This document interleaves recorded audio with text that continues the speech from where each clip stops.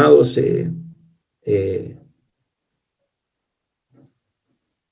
tenemos que valorar las palabras de Jesús, que nos invita a ser mansos y humildes de corazón.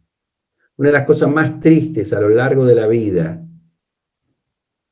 de los 58 años que tengo, es ver cuántos hermanos se han perdido, han quedado en el camino.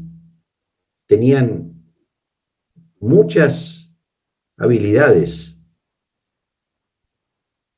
Uno pensaba de ellos como que podían realmente ser muy usados por Dios, pero por el orgullo fueron descartados.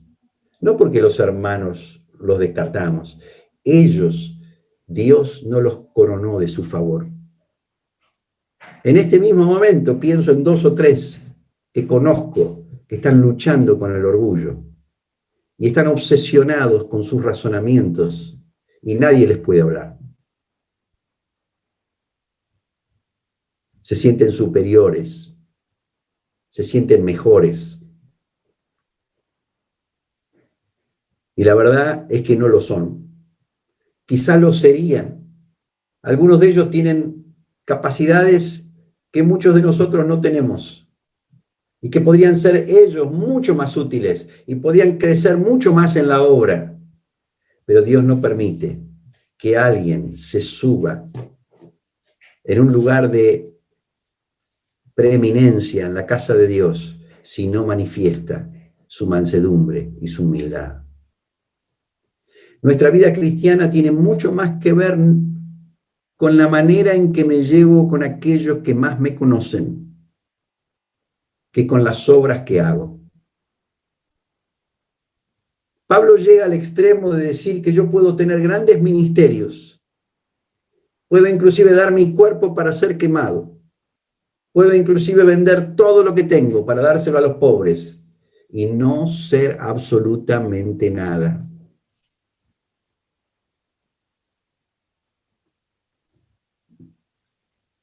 Porque el amor, dice, no busca lo propio, no busca establecerse como el mejor, no se envanece, es decir, no se siente superior, no tiene envidia de otros, no se irrita, no se siente perturbado. Es benigno. ¿Saben qué quiere decir benigno? Manso. Es maleable, es bueno. Y todo lo sufre, todo lo espera, todo lo soporta. Y dice Pablo que si no tenemos este amor, no somos nada, no servimos para nada. Amados, no solo Jesús el que habló de estas palabras. De hecho, el eje central de los apóstoles, una vez que ellos enseñaban su teología, que era muy necesaria, pero ellos bajaban de vuelta al nivel del Sermón del Monte. Pablo le dice a Tito, te dejé en Creta para que corrigieses lo deficiente. Y habla de aquellos que hablan con fábulas y con cosas que se extraviaron de la verdad. Dice, pero tú enseña lo que es conforme a la sana doctrina. ¿Y sabes lo que es conforme a la sana doctrina? Que vivamos una vida de amor. Que las mujeres ancianas enseñen a las más jóvenes a amar a sus maridos, a ser castas y respetuosas, a ser hospitalarias, a criar bien a los hijos. Que los empleados traten bien a sus patrones, que los patrones traten bien a sus empleados. ¿Qué es la sana doctrina? La sana doctrina nos tiene que llevar a una vida donde los que nos miran vivir quieren tener lo que nosotros tenemos, empezando por nuestros propios hijos. Nuestros hijos tienen que poder decir, yo quiero vivir la vida que viven papá y mamá. Yo no quiero otra cosa, yo no quiero el mundo. Bueno, amados, Yo estoy poniendo acá la plomada. Estoy poniendo el nivel, no sé cómo dicen ustedes. El nivel, nos enseñó Jorge Mitián, lo que manifiesta es lo que está torcido, pero en sí mismo no tiene poder. Nos ayuda bien saber a dónde estamos torcidos. Jorge dice, todos somos paredes torcidas que debemos ser enderezadas. Pero esto no cambia, amado hermano, amada hermana, si no vivimos en el Espíritu, si no oramos sin cesar, si no dejamos que Jesús ponga en nosotros sus palabras y si no dejamos que Él haga en nosotros sus obras. No se puede cambiar sin Jesús. No se puede ser como Jesús sin Jesús. Si yo quiero ser como Él, necesito andar con Él. Y andar con Él significa estar constantemente escuchando sus palabras y estar en constante comunión con Él. Y esa comunión es solo efectiva cuando los demás nos están viendo humildes, mansos y amorosos. Amén. Entonces, busquemos al Señor, traigamos este mensaje a nuestra vida diaria, traigamos este mensaje a los grupos de hogar, a las congregaciones, en todo lugar, y crezcamos hacia la estatura de Cristo. Dice, a un varón perfecto, a la medida de la estatura. Es decir, déjenme hacer acá una sucesión, el fruto del Espíritu es amor. Y el fruto del amor es la unidad. No estoy hablando de unidad de iglesia, de unidad de instituciones, estoy hablando de unidad de unos pocos, el amor entre unos pocos. Estoy hablando de unidad verdadera. Yo no creo en la unidad de multitudes, yo creo en la unidad de un grupo pequeño.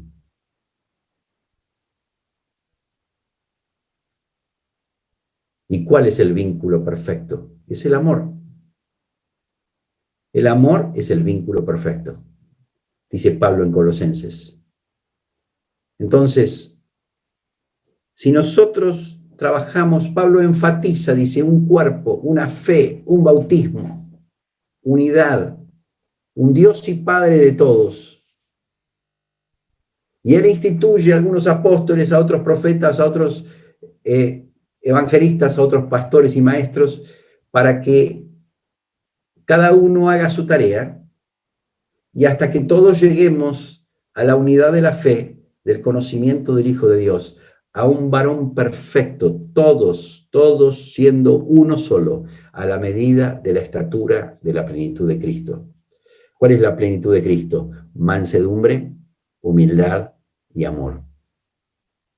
A veces pensamos hacer la obra como Él, pero amados, por más que imitemos todos los mecanismos que hizo Jesús, si no tenemos el carácter de Jesús, por más que imitemos todos los mecanismos de la obra de Jesús, no vamos a tener el fruto de Jesús. No lo vamos a tener. El fruto de Jesús no se obtiene copiando solamente sus métodos de obra. Se obtiene el fruto imitando su carácter. Amén. Bueno, esto era lo que tenía para decirles. Ya se fue una hora. Así que no sé si quieren agregar algo, quieren hacer alguna pregunta, pero yo termino ahí. Tenemos material de sobra, ¿eh?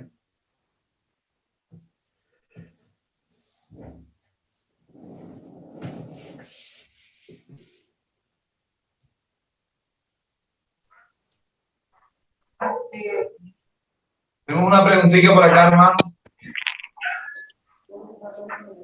Hermano, ¿cómo hago, digamos, en mi caso?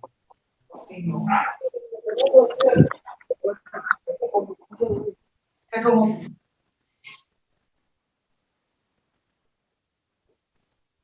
no sentirme, no dejar de sentirme muchas veces frustrada por llegar a Dios y decirle lo mismo que decía Pablo, lo que quiero hacer, termino, o sea, lo que debo hacer no lo hago, lo que no hago termino haciéndolo. Yo quiero saber de pronto qué piensa Dios en ese momento, porque a veces tiene un temor a mi corazón que dice, Señor, no quiero que me deseches por muchas veces querer hacerlo y no lo hago. Y a veces hay una resistencia. ¿Y cuál es la pregunta? ¿Qué puede estar pensando Dios? O sea, sí. Dios está pensando que necesitamos andar en el Espíritu, pienso yo. Porque la única razón por la cual nosotros no podemos hacer lo que queremos y terminamos haciendo lo que no queremos, todos entendemos esa frase y la tenemos marcada a fuego, ¿no es cierto? Yo me incluyo contigo, hermana. Pero Pablo sigue diciendo un poquito más abajo que ya no hay condenación para los que están en Cristo Jesús. Y él aclara que son los que andan conforme al Espíritu y no conforme a la carne. Dice, porque la ley del Espíritu de vida en Cristo Jesús me ha librado de la ley del pecado y de la muerte. Es decir, lo que era imposible para la ley por cuanto era débil por la carne, Dios, enviando a su Hijo en semejanza de carne de pecado, condenó al pecado en la carne. Es decir, le quitó la potestad, le quitó la autoridad. No es que no está, pero ya no tiene un derecho absoluto como el que tenía sobre nosotros. Por eso, el énfasis de Romanos 8 es que andemos en el Espíritu y que no satisfagamos los deseos de la carne. ¿Qué es satisfacer los deseos de la carne? En realidad dice así, una buena traducción sería que andemos en el Espíritu y no proveeremos para los deseos de la carne. Es decir, el andar en el Espíritu automáticamente deja la carne sin alimento. No es que son solamente dos alternativas, sino que con yo solamente mantenerme andando en el Espíritu, la carne empieza a reducirse, empieza a perder su fuerza.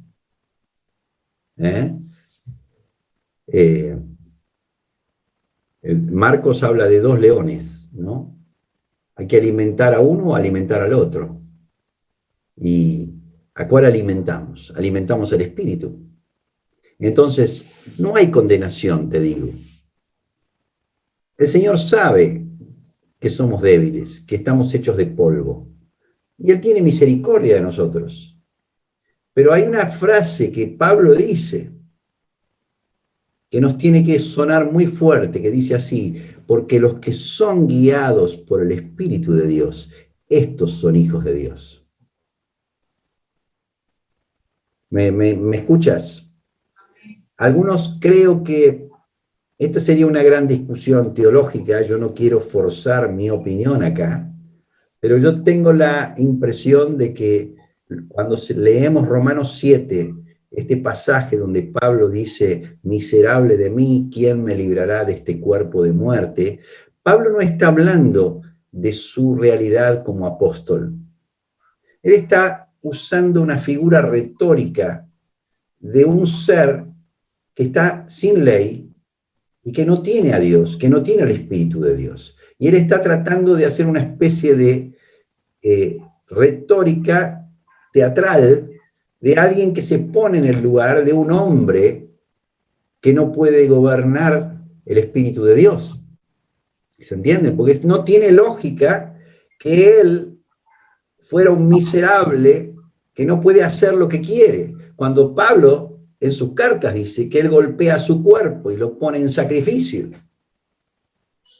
Él dice, por ejemplo, que no todo es lícito, pero no todo me conviene. Y él explica que él no se deja dominar por nada. Entonces, ¿cómo compatibilizamos este Pablo que está en Romanos 7, que no puede hacer la voluntad de Dios, con el Pablo que conocemos en las cartas? Es que en realidad él no está hablando de sí mismo en Romanos 7. Él está hablando de un hombre hipotético que no tiene a Dios.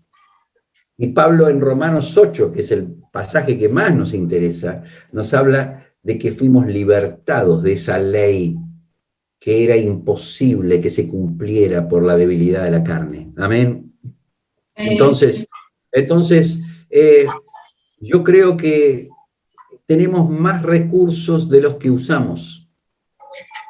Creo que tenemos mucho más posibilidades de triunfar si nosotros simplemente dispusiéramos nuestro corazón constantemente a escuchar la voz del Espíritu, a escuchar la voz de Dios a través de la palabra, y déjenme decirles, a escuchar a los hermanos, al marido, a la esposa, a los hijos, pero a los hermanos cercanos, que son también la voz de Dios.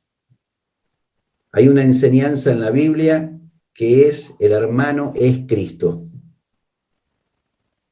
El que le da un vaso de agua a un discípulo, dice Jesús, recompensa de discípulo va a recibir. El que a vosotros recibe, a mí me recibe. Y el que me recibe a mí, recibe al que me envió. Jesús está enseñando que Cristo está en los hermanos. Entonces, seguir al Espíritu y seguir la voz del Espíritu, tenemos que tener cuidado de incluir que la voz del Espíritu muchas veces está en la boca de los hermanos. A veces creemos que el Espíritu nos va a hablar solo en la voz interior. Y tenemos que tener mucho cuidado ahí, porque a veces confundimos andar en el Espíritu, andar en una especie de éxtasis, de un diálogo interior con Dios. Y hermanos, nuestro corazón es tan engañoso y tan perverso que muchas veces se pierde solo. Y necesitamos la voz de Cristo en los hermanos, que son los que nos bajan a la realidad, ¿no es cierto? Así que bueno, no sé si te respondí lo que querías, pero te digo, el Señor nos ha dado un arsenal glorioso para tener victoria. Y no tenemos por qué estar completamente gobernados por la carne. Una cosa es que tengamos un momento de debilidad, que no es lo normal, y otra cosa es que esa sea la normalidad nuestra. Nosotros tenemos que orar como matrimonio, tenemos que orar como familia, para que Cristo sea el rey de nuestra casa. Amén. Para que Cristo sea el rey de nuestras relaciones con los hermanos. Aleluya. Yo quería aportar algo muy pequeño con respecto también a eso. Digamos, muchas personas, yo he escuchado que a veces agarran eso de lo que no quiero hacer lo hago y lo que no quiero hacer lo termino haciendo. En esto de Pablo, para decir, imagínate, si Pablo estaba en esa condición, que aún pasado todo lo que había pasado, seguía en ese estado, ¿qué se deja de mí? No me juzgues o no me señales. Algo que me quedó muy marcado fue cuando usted estaba hablando sobre la confesión, que decía, bueno, la confesión, más que una demostración de humildad, es una demostración de realidad. Es mi realidad, ¿verdad? Pablo lo que estaba diciendo ahí más bien también, aportando lo que usted dice, es no se olvida ni un momento de su realidad que lo va a acompañar hasta que Cristo le cambie el cuerpo y le cambie esta carne que lo va a inducir a cosas, ¿verdad? No quería decir que Pablo practicaba pecado, ¿verdad? Como a veces uno escucha. Ese reconocimiento que usted nos refirió cuando habló de la confesión entre hermanos, del ayuntamiento, hablar la verdad, era eso, era reconocer mi condición, era mi realidad, esta es mi realidad. Así como usted refirió de que nadie podría comenzar este proceso como discípulo de Cristo si no reconoce.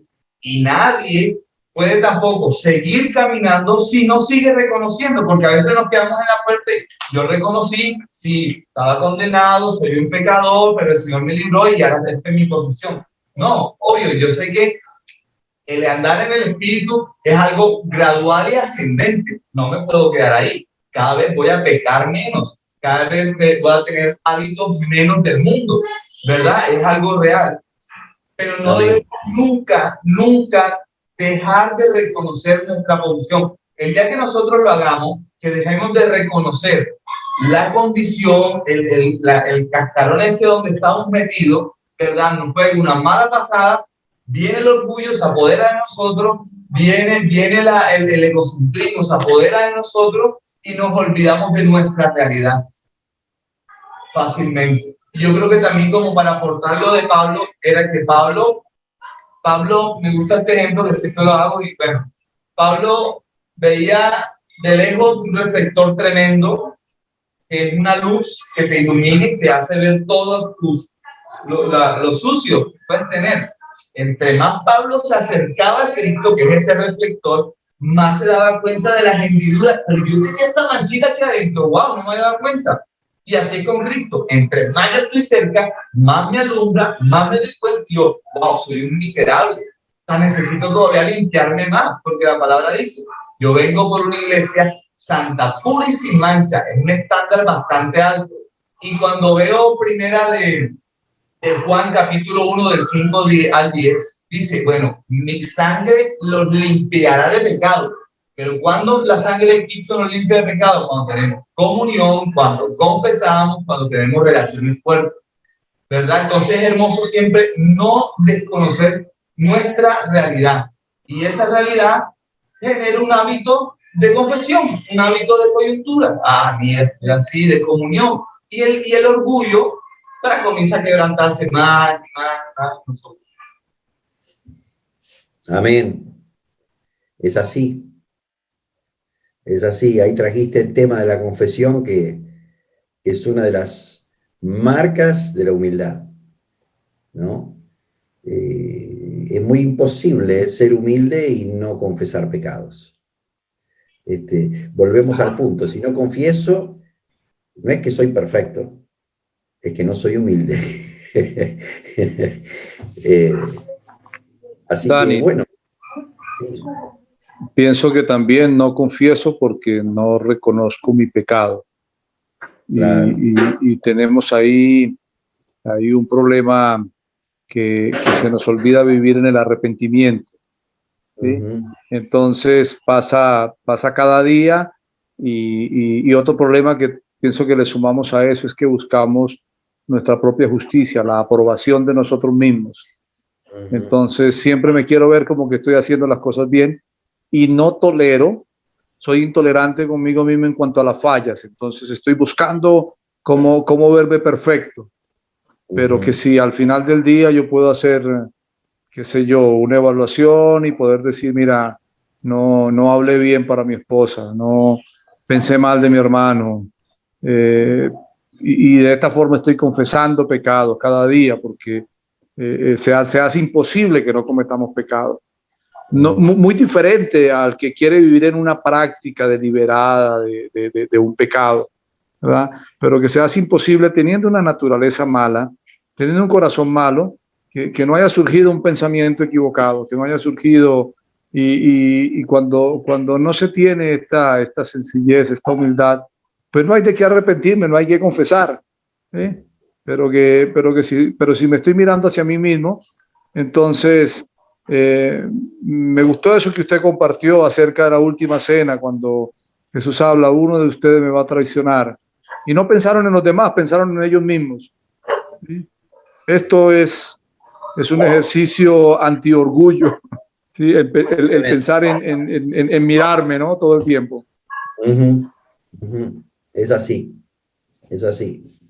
Estamos tratando con esta charla y las charlas que hemos tenido estas últimas semanas, hemos tratado de poner el foco de la cámara en el carácter. Hemos tratado de bajar a la fuente de vida, que es el corazón nuestro. Proverbios 4:23 dice, sobre toda cosa guardada, guarda tu corazón, porque de él mana la vida, ¿no?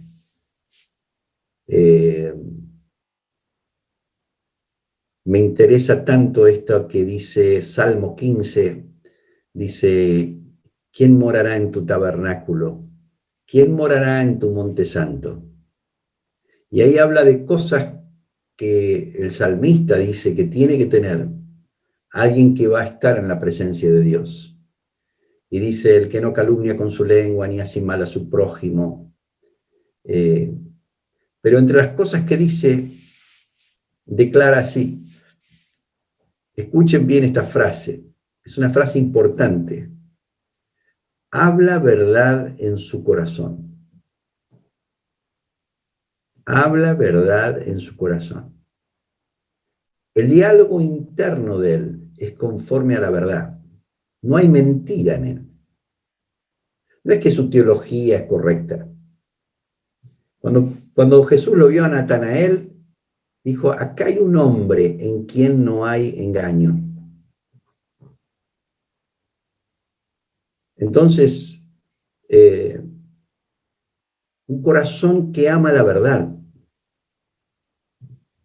Cuando nosotros nos creemos que somos nosotros la verdad, hemos caído en una gran trampa. Entonces, cuidemos nuestro corazón. Cuidemos nuestro corazón. Dios nos llama a desarrollar por medio de su Espíritu en nosotros el carácter de Cristo.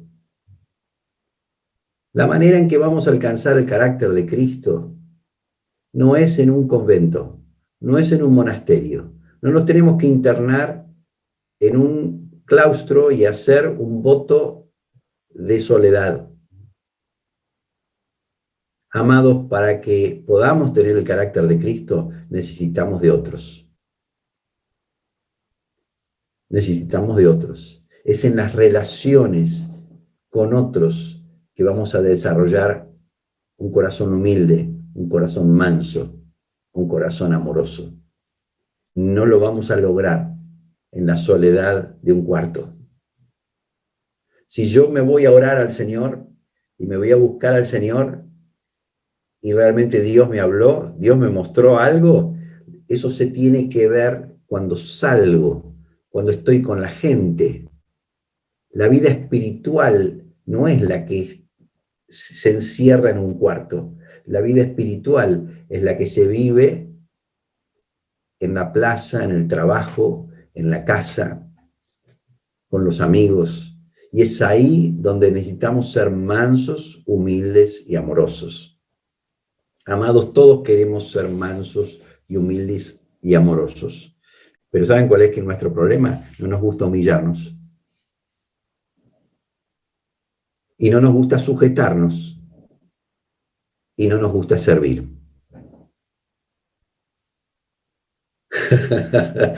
¿Cómo vamos a ser humildes si no nos humillamos? Queremos rendir esa materia, pero no nos queremos humillar. ¿Cómo? ¿Cómo vamos a lograrlo? ¿Y cómo vamos a ser mansos si no nos sujetamos? ¿Y cómo vamos a ser amorosos si no servimos? Entonces, cuando vemos una oportunidad de humillarnos, tenemos que tener el discernimiento de la oportunidad que Dios nos está trayendo. Y cuando vemos una oportunidad para sujetarnos, tenemos que ver la oportunidad que Dios nos está trayendo. Y cuando vemos una oportunidad de servir, tenemos que ver la bendición que hay detrás de esto, porque el discípulo de Jesucristo no es alguien que está obsesionado con sus razonamientos, es alguien que está obsesionado con su deseo de ser igual a Jesús. Amén. Amén. Bueno, amados, tenemos mucho para trabajar con esto, ¿eh? Vamos a meditar, que el Señor nos hable en sueños. Acá ya son las 10:30 de la noche. Los argentinos venimos golpeados con muchas cosas.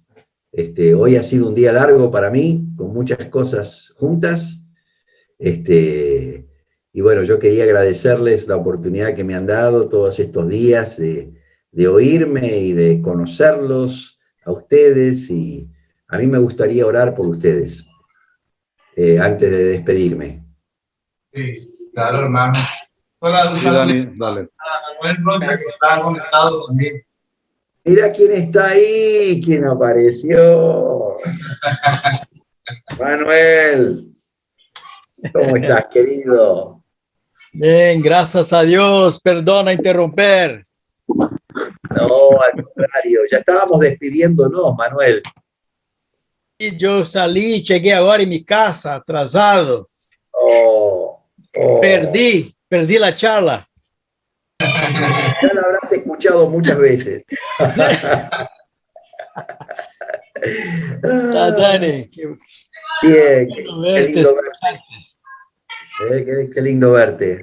Bueno, la tecnología. Yo estoy acá, usted en Argentina, otros en Colombia. Sí, sí, la verdad. Pronto nos vamos a ver, Manuel, Que la tecnología. si Dios lo permite. Sí. ¿Va a venir cuándo? Y bueno, estoy planificando. Vos sabés que los argentinos podemos hacer planes, pero tenemos un gobierno loco que toma decisiones abruptas. En este momento estamos como debajo de un sistema que creo que ellos mismos no saben lo que están haciendo, ¿no? Y ahora suspendieron todos los vuelos, estamos esperando que eso cambie, pero bueno, vamos a ver si en agosto puedo ir. Nace un nieto en agosto, por eso estamos queriendo ir en agosto. Uno más. Uno más, el sexto. Hermano Dani, ¿y Barranquilla entonces? Y sí, capaz que tenemos que hacer una parada, ¿no? Sí. Una cuarentena en Colombia. Hacemos 7 días de cuarentena en Colombia, 7 días de cuarentena en Boston y 7 días de cuarentena en Buenos Aires. Vamos a perdonar si no viene a Barranquilla. Ya el hermano Manuel Rocha ya vino, se quedó en la casa, pasó con nosotros. Ahora falta usted. Bueno, algún día, pronto, cercano, Dios nos va a permitir, si Él quiere, Sí. Bueno, Manuel, una alegría verte y también verlos a todos ustedes. Yo iba a orar por ellos y despedirnos. Ya terminar, llegué al final. Yo puedo participar de la oración. Bendice. Amén. Ore Amén. por mí también. Amén. Amén. Y póneme de cabeza ahí. Aleluya, Jesús. Amado Señor, tú eres nuestro modelo, pero a la vez tú eres el que nos ayuda a cambiar. Yes. No estamos solos. Tú estás con nosotros. Tú fuiste en todo tentado. En todo tentado. Pero tú eres el primer hombre, el primogénito, que pudo pasar todos los tests. Y por eso compraste nuestra salvación, compraste nuestra redención. Con tu amor, con esa cruz cruenta, dolorosa, injusta. Señor, nos mostraste también a nosotros un camino para vivir. Y nos llamaste a seguir tus pisadas. Señor, quiero animar a mis hermanos. Sí, Señor. A crecer en amor, en gracia, en humildad, en mansedumbre. Señor, derrama sobre ellos un espíritu de humildad, un espíritu de mansedumbre, un espíritu de amor. Que compitan entre ellos para ver quién sirve, para ver quién da, para ver quién ama, para ver quién se humilla, para ver quién se sujeta. Señor, el deseo de tu corazón se cumpla en estos hermanos queridos. Enséñanos a caminar en tus pisadas, oh Dios. Enséñanos a caminar en amor el uno con el otro, a preferir al otro. Enséñanos a sujetarnos los unos a los otros. Enséñanos a llevar las cargas los unos de los otros.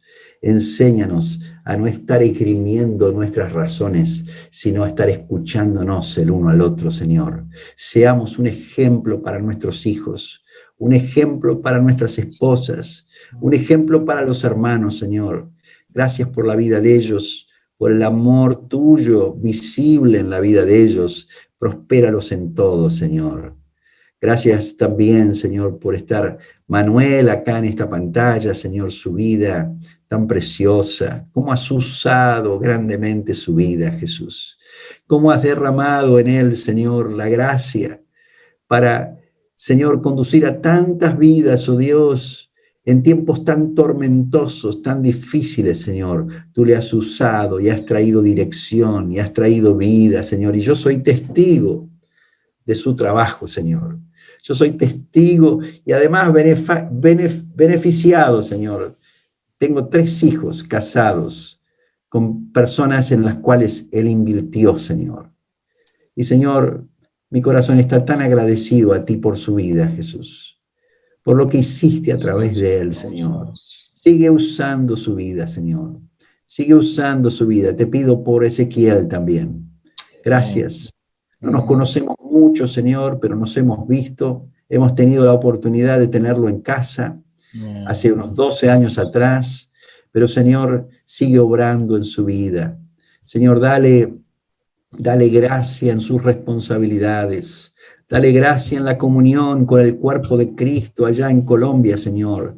Tú, Señor, uses su vida. Tú ayudes, Señor, para que él y su esposa puedan continuar trabajando en este camino tan glorioso, Señor, en el cual tú los has puesto, Señor. Y todos estos hermanos preciosos que han tenido tanta paciencia en escucharme, Señor, y que han sido tan humildes en dejarme hablar, Señor.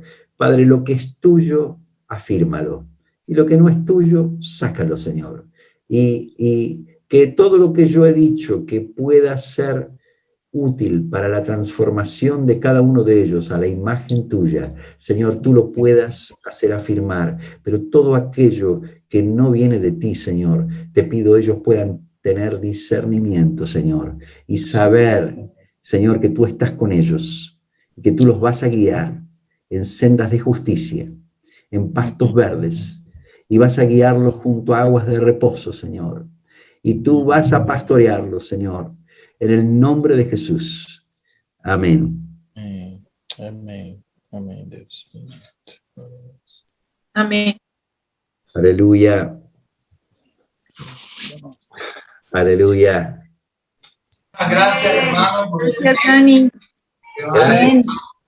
Gracias. Gracias por Gracias, Dani, por el amor de ustedes. lo que nos ha Gracias. compartido. De corazón. Gracias, Dani. Gracias, mi hermano. Gracias a ustedes. Gracias a ustedes. Una bendición, Manuel. Te mando un abrazo grande. Bendición, Dani. Bendición. Bueno verte. Un abrazo a Hola, Silvia. Manuel. Bendiciones. Gracias, Dani. Bye, hermano. Se fue Manuel. Bye, bye. Buenas noches. Hola, Manuel. Hola, Manuel. Muchas gracias, Dani. Que Qué rico descansen. verte.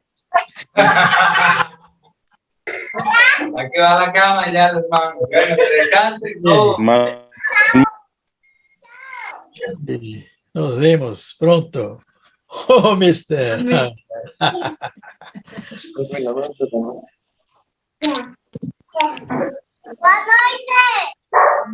Buenas noches.